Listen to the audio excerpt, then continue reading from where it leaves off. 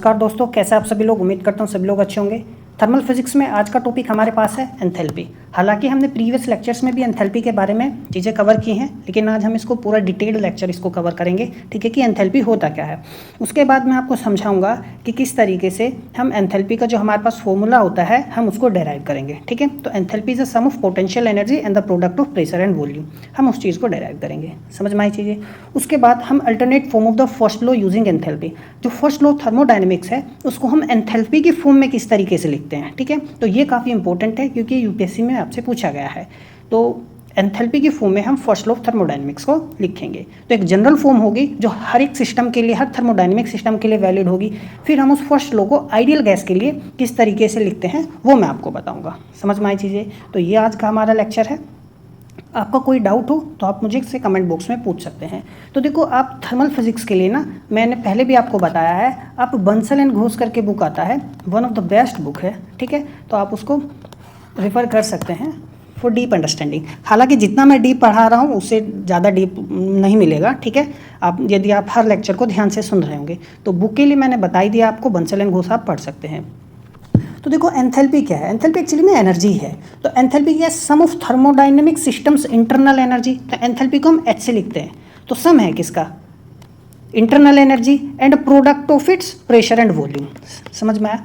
तो एंथैल्पी क्या है, एक्चुअली में एनर्जी है। तो सम है दोनों एनर्जी का, तो ये तो इंटरनल एनर्जी हो गई और ये क्या हो गया, energy of pressure and volume. समझ में आया। अब ध्यान से देखने वाली बात देखा है। देखो, अब आपको ना एक चीज़ ये समझनी है कि मैंने आपको जब पहले पढ़ाया था तो आपको बताया था कि यदि हम किसी सिस्टम में हीट इवोल्व या एब्जॉर्ब होती है ना एट कांस्टेंट वॉल्यूम, समझ में आया, तो उस हीट को हम क्या कहते हैं, एनर्जी, यानी चेंज इन इंटरनल एनर्जी। समझ में आया, ठीक है।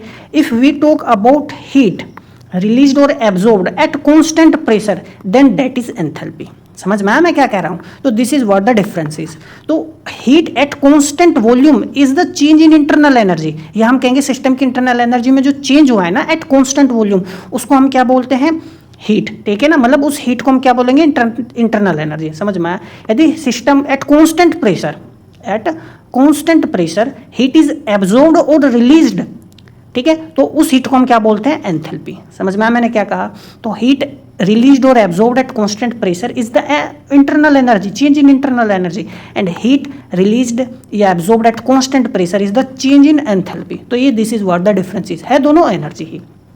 समझ में आया, ठीक है। तो when a process occurs eight constant pressure, जब प्रोसेस कांस्टेंट प्रेशर पर ओकर होता है तो जो हीट इवोल्व या रिलीज्ड होती है, ठीक है ना, वो is equal to change in enthalpy at constant pressure. समझ में आया। तो ये बात ध्यान रखना। अब इसी चीज़ को मैं प्रूव भी करके आपको दिखाऊंगा, ठीक है। तो एंथैल्पी एक स्टेट फंक्शन होता है। स्टेट फंक्शन यानी वो सिर्फ इनिशियल स्टेट और फाइनल स्टेट पर निर्भर करेगा, वो पाथ पर निर्भर नहीं करेगा। That's why it is written as exact differential. देखो, डी एच से लिखते हैं हम। समझ में आया। इसका मतलब हो गया H2 minus H1, final minus initial, ठीक है। अब जैसे यहाँ पर हीट है, हीट को हमने किससे लिखा है, सिग्मा से। तो ये क्या, इन एग्जैक्ट डिफरेंशियल है, ये पाथ पर निर्भर करता है। समझ में आया। तो इसको पाथ फंक्शन बोलते हैं। हीट क्या है, पाथ फंक्शन, जबकि एंथैल्पी क्या है, स्टेट फंक्शन है, स्टेट पर निर्भर करता है। And it is given by this equation, H is equal to U plus के P, ठीक है। तो enthalpy is just the energy, ठीक है ना, रिलीज्ड और एब्जॉर्ब्ड एट कांस्टेंट प्रेशर। समझ में आया। अब इसी एक्सप्रेशन को एंथैल्पी के हमको क्या करना है, प्रूव करना है। तो देखो, हम जानते हैं कोई भी थर्मोडायनेमिक सिस्टम होता है तो जो हीट कैपेसिटी होती है एट कांस्टेंट वॉल्यूम वो ये होती है ना। समझ में आया। तो del Q is equal to हमारे पास क्या होता है, डी यू प्लस के पी डी वी तो होता है by first law of thermodynamics. तो एट कांस्टेंट वॉल्यूम तो ये टर्म तो चली गई। तो हमारे पास जो हीट होगी, ठीक है ना, वो specific heat capacity at constant volume is change in internal energy at temperature. समझ में आया। तो ये हो गया। हम लेकिन हमें क्या डिफाइन करना है, we have to define similar expression for heat capacity at pressure. क्यों, क्योंकि enthalpy is what, enthalpy is heat absorbed और इवोल्व्ड, ठीक है ना, at constant pressure. So we have to see what the expression is for heat capacity at constant pressure, ठीक है। समझ में आया। तो heat capacity at constant pressure is what, change in heat with respect to temperature at constant pressure. तो ये हम देखना चाहते हैं, ठीक है। इसी से हमारा क्या निकलेगा, एंथैल्पी की ये फॉर्म हमें निकलेगी, ठीक है। अब ध्यान से देखो, तो हमारे पास जो इंटरनल एनर्जी है we will take it as a function of temperature and pressure, हम वॉल्यूम नहीं लेंगे हम, ठीक है ना। तो हाँ, temperature it's a universal thing है ना, it will always be with the system. तो हम क्या करेंगे, इंटरनल एनर्जी को क्या लिया, it is a function of temperature and pressure, और जो वॉल्यूम है उसको भी it is a function of temperature and pressure. तो जो टोटल डिफरेंशियल्स होगा देखो, तो डी को हम किस तरीके से ऐसे तो लिखेंगे, ठीक है। तो change in internal energy with respect to temperature, pressure constant हो जाएगा, समझ में आई बात। प्लस अब क्या करेंगे, change in internal energy with respect to pressure, तो देखो विद रेस्पेक्ट टू प्रेशर, और टेम्परेचर अब क्या हो जाएगा, कांस्टेंट, और यहाँ डीपी आ जाएगा। इस तरीके से हम लिखेंगे, ठीक है। ये मैंने आपको प्रीवियस भी बताया कैसे लिखते हैं। सिमिलरली हम change in infinitesimal change in volume इसी तरीके से लिखेंगे, ठीक है, समझ में आया। अब देखो, तो जो फर्स्ट लॉ होता है हमारे पास from the first law of thermodynamics, यही तो होता है del Q is equal to D U plus के पी डी वी। अब हम यहाँ पर अपना इंटरनल एनर्जी जो हमने निकाला है ये रखेंगे, और जो हमने वॉल्यूम में चेंज निकाला है वो रखेंगे। तो हमने चेंज ध्यान रखना, it is these changes are at when we consider internal energy and volume as a function of temperature and pressure, this is what we have done, ठीक है। तो देखो दोनों टर्म्स को हम यहाँ पर पुट कर देंगे। तो देखो ये टर्म तो हमारे पास क्या हो गई, इंटरनल एनर्जी की हो गई, ठीक है ना। और ये dv देखो, ये अब देखो p यहाँ पर टर्म है, तो इसमें p दोनों टर्म में मल्टीप्लाई हो जाएगा, देखो, ठीक है ना। तो ये p आ गया, एक p यहाँ पर आ गया, तो ये dp आ गया, समझ में आया, कोई डाउट है। अब ध्यान से देखो, अब what we have to do, we have to see what happens at constant pressure, ठीक है ना, समझ में आया। हम देखना चाहते हैं कि एट कांस्टेंट प्रेशर क्या होता है। तो देखो एट कांस्टेंट प्रेशर जो dp टर्म है, ये टर्म तो पूरी गायब हो जाएगी, समझ में आया, और ये भी टर्म पूरी गायब हो जाएगी एट कांस्टेंट प्रेशर। तो दो टर्म बचेगी, तो del U by del T, ठीक है ना, समझ में आया। तो मेरे पास जो दो टर्म बची है वो हमारे पास क्या बची है, del U by del T at constant pressure D T plus, ठीक है। और एक ये टर्म बची है P del V by del T P D T, समझ में आया। डी टी दोनों साइड है, इसको मैं क्या लिख सकता हूँ, del Q by del T at constant pressure is equal to del U by del T at P plus के P del P by del T, समझ में आया, ठीक है ना। This is what we can done, कोई doubt है। अब ध्यान से देखो, ये टर्म हमारे पास क्या होगी, ठीक है। तो del Q by del T क्या होगा, change in heat with respect to temperature at constant pressure should be specific heat, समझ में आया। अच्छा, ये टर्म को मैं अब देखो यहाँ पे it is a function of temperature, समझ में आया, ठीक है। प्रेशर क्या है, कांस्टेंट है, तो इस पूरी टर्म को मैं ऐसे लिख सकता हूँ, ध्यान से देखो, देखो u प्लस के पी वी, समझ में एट कांस्टेंट प्रेशर। देखो हम इंटरनल एनर्जी को डिफरेंशिएट करेंगे, ये टर्म आ जाएगी एट कांस्टेंट प्रेशर, प्रेशर बाहर रखेंगे क्योंकि प्रेशर कांस्टेंट है, तो वॉल्यूम को डिफरेंशिएट करेंगे टेम्परेचर के रेस्पेक्ट में, ये टर्म आ जाएगी, ठीक है। तो ये आ गया हमारे पास। तो ये u plus P V, the sum u plus P V is denoted by new thermodynamic function of state. इस नए थर्मोडायनेमिक फंक्शन ऑफ स्टेट को हम क्या बोलते हैं, एंथैल्पी, समझ में आया, क्या बोलते हैं, एंथैल्पी। तो this is what C P is equal to, मैं इसको क्या लिखूंगा, del H by del T, ठीक है, समझ में। और सी पी हमारे पास यही तो होता है, del Q by del T, ये भी तो होता है। That's why I said previously कि heat absorbed evolved at constant pressure is enthalpy, समझ में आया, क्या होती है, एंथैल्पी, ठीक है, ये ध्यान रखना। तो ये हमारे पास एंथैल्पी थी, ठीक है ना।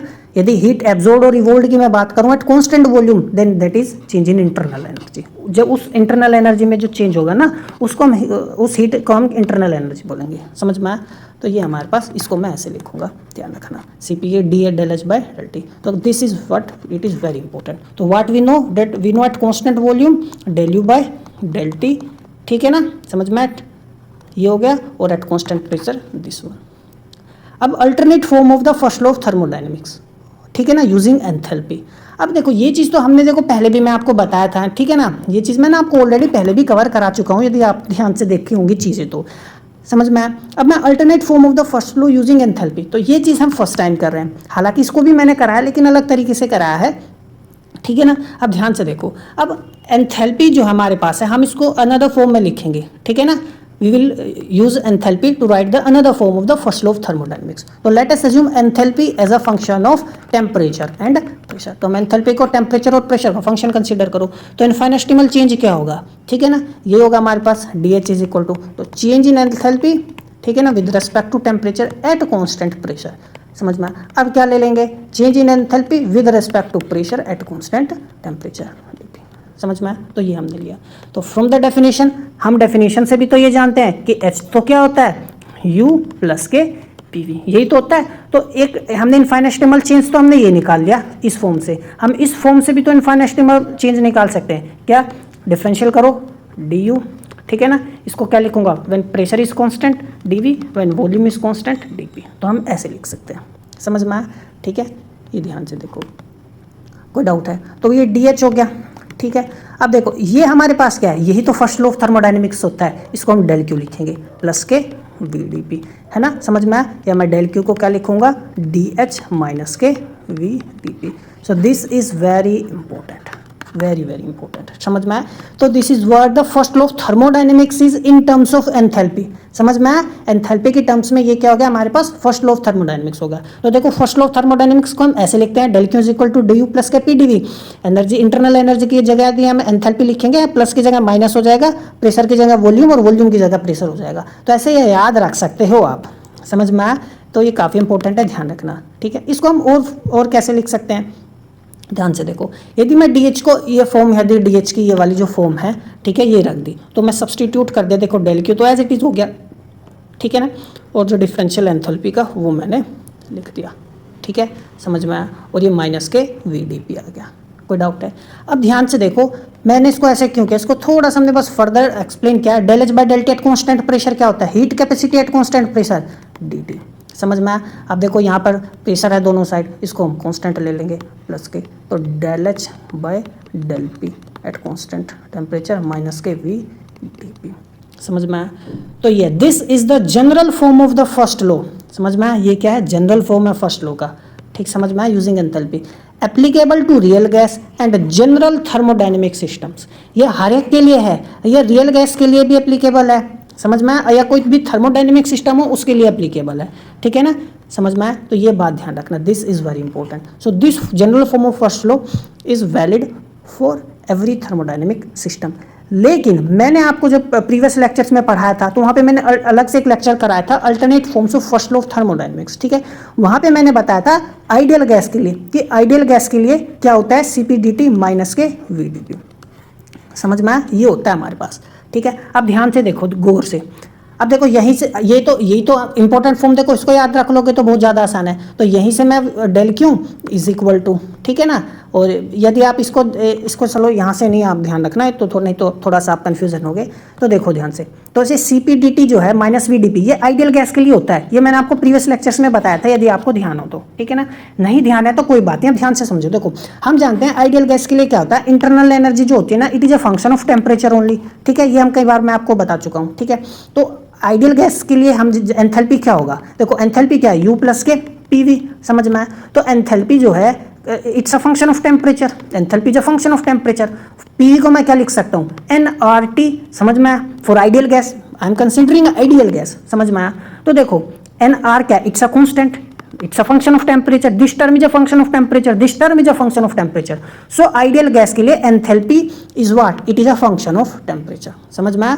तो इंटरनल एनर्जी हो या एंथैल्पी हो, आइडियल गैस के लिए they are function of temperature only, वो टेम्परेचर के ही फंक्शन होते हैं, ठीक है। तो यदि टेम्परेचर पर डिपेंड करते हैं और मैं टेम्परेचर ही कांस्टेंट कर दूं, तो एंथैल्पी में कोई चेंज आएगा नहीं। तो चेंज जो एंथैल्पी की मैं बात कर रहा हूँ ना, तो change in enthalpy with respect to pressure at constant temperature, समझ में आया। टेम्परेचर कांस्टेंट है तो कोई चेंज नहीं आएगा, जीरो आएगा, समझ में आया, ठीक है।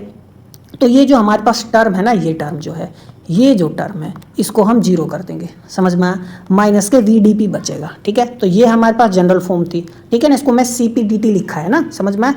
तो del Q is equal to CpdT plus del H by del P T minus के VdP, ठीक है। ये आपको याद रखना है, बहुत आसान है याद रखना, कोई टिपिकल नहीं है, ठीक है ना। तो ये जो टर्म जीरो हो जाएगी तो मेरे पास क्या बचेगा, ये टर्म बचेगी। ये मैंने आपको पहले भी बताया था आपको, ठीक है ना, समझ में आया। तो आप ध्यान रखना, तो this result is valid for ideal gas, ठीक है ना, ध्यान रखना। आइडियल गैस के लिए ही मैंने आपको कुछ चीज़ें बताई थी, क्या डेल क्यू जो है हमारे पास CvdT और CpdT माइनस VdP, ठीक है ना। और आइडियल गैस के लिए हमने एक और फॉर्म निकाली थी, यदि आपको ध्यान हो, 1/nR CpPdV प्लस CvVdP, समझ में आया। ये फॉर्म मैंने आपको बताई थी, ठीक है ना, यदि आपने थोड़ा सा ध्यान दिया हो, ठीक है, समझ में आए चीज़ें। You can also write for ideal gas CvdT plus के PdV, ठीक है ना। So these are some forms which we have learned. समझ में आया, ध्यान रखना, ठीक है। तो ये जनरल फॉर्म हो गई, हर एक के लिए वैलिड होगी। तो ये था हमारा आज का लेक्चर। मिलते हैं अगले लेक्चर में, तब तक पढ़ते रहिए। नमस्कार।